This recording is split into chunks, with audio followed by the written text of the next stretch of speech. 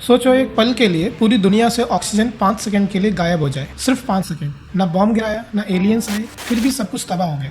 शायद तुम सोच रहे होगे कि 5 सेकंड में ऐसा क्या बिगड़ जाएगा, लेकिन जब तुम्हें पता चलेगा कि ऑक्सीजन सिर्फ सांस के लिए नहीं बल्कि पूरे प्लेनेट की स्टेबिलिटी के लिए इंपॉर्टेंट है, तो तुम कांप जाओगे। जैसे ही ऑक्सीजन वैनिश होती है, सबसे पहले जो होगा वो होगा ग्लोबल ब्लैकआउट ऑफ कॉन्शियसनेस। हमारा दिमाग ऑक्सीजन के बिना सिर्फ 3 से 5 सेकंड एक्टिव रह पाता है। मतलब हर इंसान या तो बेहोश हो जाएगा या कोलैप्स कर जाएगा। कोई चीखेगा भी नहीं, क्योंकि ऑक्सीजन के बिना हवा साउंड को कैरी नहीं कर पाएगी। पूरी दुनिया में एक दमदार सन्नाटा छा जाएगा।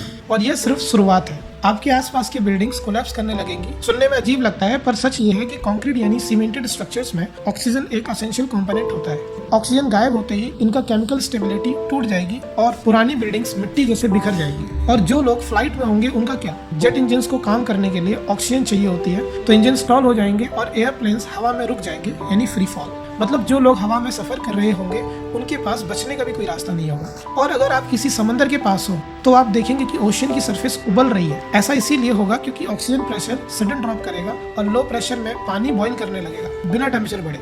अब सोचो हमारी स्किन का क्या होगा। ओजोन लेयर जो हमें यूवी रेडिएशन से बचाती है वह भी ऑक्सीजन से ही बनती है। उनके बिना अल्ट्रावायलेट रेडिएशन डायरेक्ट हमारे स्किन पर पहुंचती है। Result instant sunburn. सिर्फ 5 सेकंड में स्किन जलना शुरू हो जाएगी और आईज बहुत बुरी तरीके से डैमेज हो सकती है। इतना सब कुछ सिर्फ 5 सेकंड में। और सबसे डरावनी बात, तुम किसी से हेल्प भी नहीं मांग सकते।